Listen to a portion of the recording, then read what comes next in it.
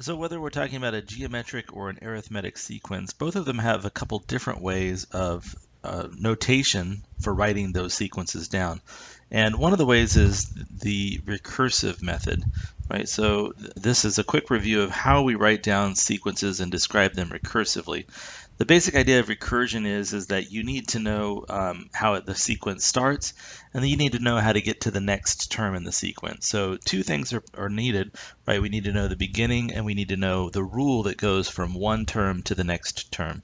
Well, for this particular sequence, you can see the beginning is 2/3. So one of the things we would write down for the recursive definition is that the first value in this sequence is the number 2/3. So that's the first part, right? Where do you begin?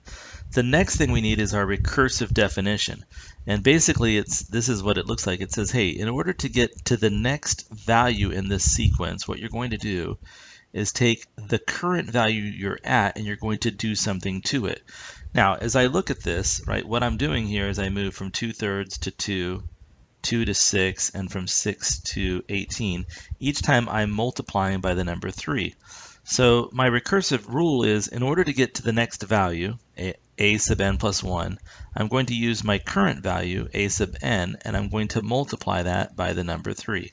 So that's my recursive definition here. Basically, I've got our starting point, and I've got how do I move to the next value in that sequence.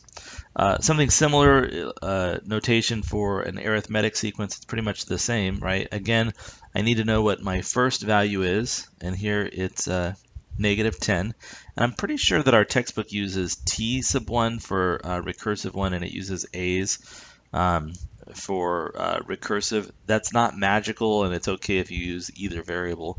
But the important thing is I'm saying, hey, the first value in this sequence is the number -10.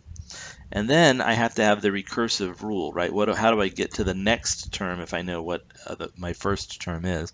Now you can see right here, if I'm going from -10 to 2, and then from 2 to 14, and then from 14 to 26, each time I'm adding the number 12, right? I'm increasing by 12. Even from -10 to +2 is an increase of 12. So that's the recursive rule, right? In order to get to the next value, right, t sub n plus 1, the next one is equal to the current one, t sub n, plus 12 more. So recursive definitions do need both statements. You need to know where to begin and how to get to the next term given the current term. And one of their limitations is it's difficult to jump. For example, if I wanted to jump to the 100th term for either of these, it's difficult to do that in one step, because in order to know the 100th term, I need to know what the 99th term is. And in order to know what the 99th term, I need to know what the 98th term is.